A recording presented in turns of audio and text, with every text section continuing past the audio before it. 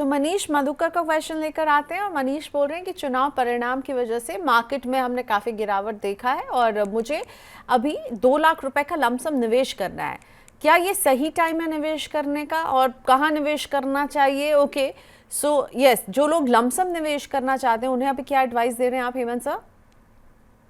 देखिए, 2-3 important aspects की जरूरत है यहाँ पे देखने की, क्योंकि एक तो हमको समझ में आ गया कि इनको लमसम इन्वेस्ट करना है, पहली बात। दूसरी बात ये जानना बहुत जरूरी है कि इनका टाइम होराइजन कितना है, क्योंकि कहीं ऐसा ना हो कि सिर्फ गिरावट देख के, जैसे हमने शुरुआत में भी बात की कि कल गिरावट थी, आज मार्केट ऊपर गया है और मार्केट में इस तरह के उतार चढ़ाव आपको देखने को मिलेंगे। तो इसको आप एक ऐसी अपॉर्चुनिटी मत समझिए कि चलिए बाजार में गिरावट है तो हम थोड़ा पैसा डाल के थोड़ा पैसा बना लें। वो एक शायद सही अप्रोच नहीं होगी। अगर जेन्युइनली इनके पास लॉन्ग टर्म का पैसा है तो ये डेफिनेटली इन्वेस्ट कर सकते हैं, उसमें कोई प्रॉब्लम नहीं है। लेकिन क्या वो लमसम करें या वो लमसम और सिस्टमैटिक का दोनों का कॉम्बिनेशन है, वो डिपेंड करेगा कि ये 2 लाख रुपए जो इन्वेस्ट करना चाहते हैं इनके ओवरऑल पोर्टफोलियो का प्रोपोर्शनेटली कितना कितना हिस्सा है।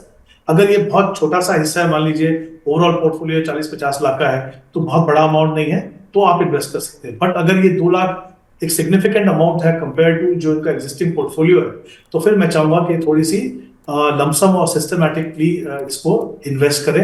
मैं फिर से कहूंगा कि ऐसे जो मौके आते हैं, ऐसे ये आपको अपॉर्चुनिटी देंगे जरूर, लेकिन उसको कभी भी शॉर्ट टर्म में पैसा बनाने का जरिया मत समझिए। जेन्युइनली अगर आपके पास लॉन्ग टर्म का पैसा है तो आप इक्विटी में इन्वेस्ट कीजिए, फिर आपको बहुत ज्यादा कुछ देखने की जरूरत नहीं है, जैसा मैंने कहा, स्पेशली अगर ये बहुत बड़ा प्रोपोर्शन आपके एग्जिस्टिंग पोर्टफोलियो का नहीं है। और राइट, चलिए तो आप इस रणनीति को फॉलो कीजिएगा मनीष जी, और साथ ही एक स्टैगर्ड इन्वेस्टमेंट अप्रोच जो है वो बेटर लगता है, स्पेशली जब मार्केट्स वॉलेटाइल होंगे। सिद्धार्थ शर्मा का क्वेश्चन लेकर आते हैं। सिद्धार्थ पूछ रहे हैं कि इनके पास निप्पॉन लार्ज कैप में निवेश करते हैं, 1000 का निवेश है, कोटक इक्विटी अपॉर्चुनिटीज़ में 1500 की सिप ये करना चाहते हैं। मेरा कोई गोल नहीं है, सिर्फ निवेश समझने के लिए कर रहा हूँ, क्या मेरे फंड सही हैं? मुझे एक मल्टी कैप फंड भी बताएं, मैं 2000 रुपए की सिप और करना चाहता हूं। देखिए, अच्छी बात है कि वो समझना चाहते हैं कि निवेश कैसे काम करता है, और अच्छी बात यह है कि वो थोड़ा सिस्टमैटिकली इन्वेस्ट कर रहे हैं।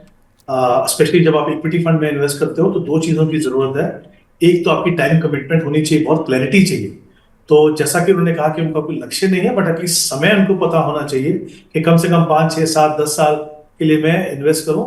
और जब आप सिस्टमैटिकली इन्वेस्ट करते हो तो जो मार्केट में जो उतार चढ़ाव है उससे डरने की बजाय आपको फायदा होता है, क्योंकि आपको कहीं ना कहीं एवरेजिंग का फायदा होता है। तो ये 2 चीजों का हमेशा अपने पोर्टफोलियो में आप ध्यान रखिए। जहां तक इनके फंड्स का सवाल है, इन्होंने कहा निप्पॉन इंडिया लार्ज कैप। मैंने पहले भी कुछ समय पहले ही कहा था कि वो लार्ज कैप फंड कैटेगरी जो कैटेगरी है उसका एक बहुत बेहतरीन फंड है। कोटक इक्विटी अपॉर्चुनिटी जो है वो एक large and mid cap category का फंड है। काफी अच्छा फंड है, काफी कंसिस्टेंट रहा है अपने परफॉर्मेंस के अंदर, तो वो कर सकते हैं। एक फंड जैसा उन्होंने कहा वो ऐड करना चाहते हैं, तो जैसे मैंने पहले भी कहा था, मुझे एक कैटेगरी मल्टी कैप बहुत अच्छी लगती है, स्पेशली उन निवेशकों के लिए जो तीनों मार्केट सेगमेंट में अपना एलोकेशन बना के रखना चाहते हैं। वो है लार्ज कैप, स्मॉल कैप और मिड कैप। और मल्टी कैप में क्या होता है, एज पर सेबी डेफिनेशन, इन फंड्स को मिनिमम 25% तीनों सेगमेंट में पैसा लगाना पड़ता है, और बाकी 25% जो है वो फंड मैनेजर की फ्रीडम है, वो कहाँ पे लगाना चाहे। तो उसमें मुझे लगता है कि जैसे मैंने पहले भी कहा कि कोटक मल्टी कैप एक अच्छा फंड है, उसको आप कंसीडर कर सकते हो। अगर इनके पास, क्योंकि एक ऑलरेडी फंड है कोटक का, अगर वो दूसरा किसी फंड हाउस को देखना चाहे तो फिर निप्पॉन इंडिया मल्टी कैप को देख सकते हैं।